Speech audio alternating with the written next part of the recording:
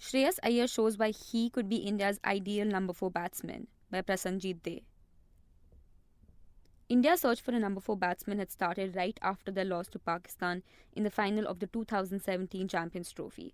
The rare collapse of India's famed top three of Rohit Sharma, Virat Kohli and Shikhar Dhawan and the subsequent failure of their middle order to do the repair job were at the heart of India's infamous defeat to their rivals in that match. However, it was the failure of their number 4 batsman Yuvraj Singh to churn out significant contributions throughout the duration of the tournament which caught our eyes the most. 105 runs in 4 innings at an average of just 35, which was also boosted by an unbeaten knock, was certainly not enough to meet the requirements of the position, and thus began the quest to find the ideal number 4 batsman with the 2019 World Cup just a year and a half away. Mumbai batsman Shreyas Iyer was one of the first few players to audition for the number 4 spot, and his returns of 210 runs in 5 innings at a healthy average of 42, which also included 2 scores of 50 or more, suggested that India's search should have ended right then and there. Although he didn't bat at number 4 in either of his knocks, the qualities he showed, his temperament, ability to rotate the strike, and play the big shots with equal ease, suggested that he would be the ideal choice. However, the selectors chose to drop him inexplicably in order to perform a few more experiments and iterations. They tried 12 more players at that position since then, which included the likes of Manish Pandey, Kedar Jadhav, Ajinkya Rahane and Dinesh Karthik. Moreover, the experiments continued even after they had embarked upon their World Cup journey, and the likes of Rishabh Pant and Vijay Shankar were the subjects of it. However, none of the batsmen seemed qualified enough to handle the responsibilities of this position even after a trial of around 2 years. Some of them did average over 40 in the limited number of opportunities they got, but the accumulations were once again boosted a lot by the unbeaten knocks, which means the average returns per innings wasn't satisfactory at all. Such poor returns from these batsmen in yet another batting debacle which saw India bowing out of the World Cup after the semi-final defeat to New Zealand in an embarrassing manner meant that they had come back to the batsman who they had dropped a year ago without citing any valid reason. That batsman was none other than Shreyas Iyer. The 24-year-old had been churning out runs consistently in domestic cricket over the years, a tally of 4,592 runs in 54 first-class matches at an outstanding average of 52.18 served testimony of his quality as a batsman. Moreover, a tally of around 2,905 runs at an average of 43.05 in List A cricket and 2,815 runs at an average of 31.98 in 101 T20 matches also give an idea about his adaptability across formats. All these runs have come while batting mostly in the middle order, yet the selectors had turned a blind eye towards Iyer. So much so that he even had to vent out his frustration in an interview recently.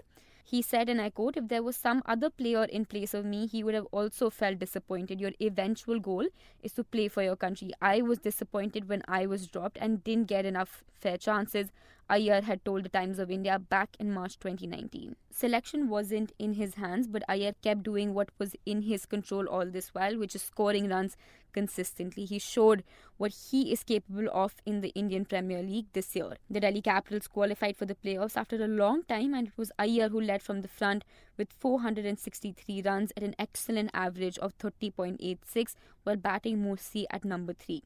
He continued his rich vein of form in the one-day series between India A and West Indies A as well and scored a total of 187 runs during the series at an outstanding average of 62.33.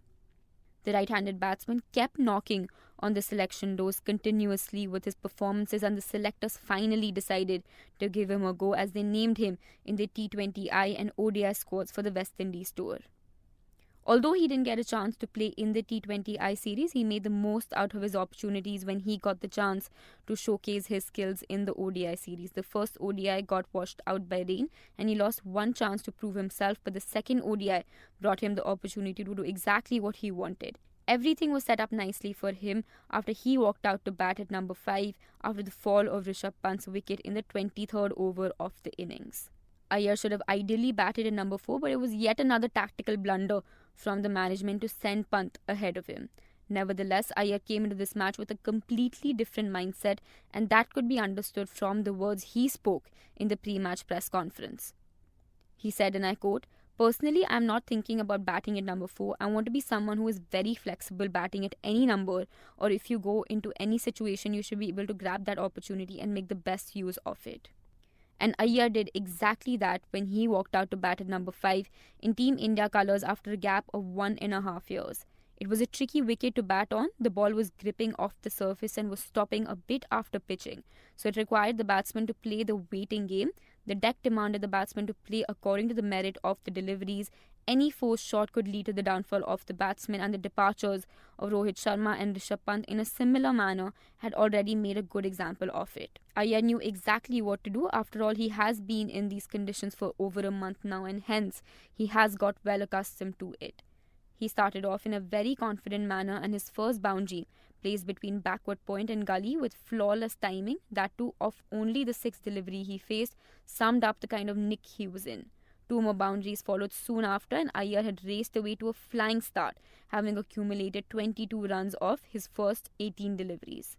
He went on to score just 2 more boundaries and 1 6 after that, and shared a stand of 125 runs for the 4th wicket with Virat Kohli. There wasn't even a single shot which showed that he was trying to muscle the ball away into the stands. His final return with a knock of 71 runs, scored at a strike rate of 104.41, thus making him the only batsman with 20 plus score to have a strike rate of over 100 in this match. Yet the base of his innings was built upon strike rotation, as only 36.62% of his runs came in boundaries. So this sums up his skill and suggests why he is the ideal choice for a number 4 batsman. He can keep the scoring rate up by playing even risk-free shots, and that is what India requires in their batting lineup after their terrific trio of Rohit, Dhawan and Kohli. The Indian think tank needs to realise this soon, else it won't take long for this ship to sail away.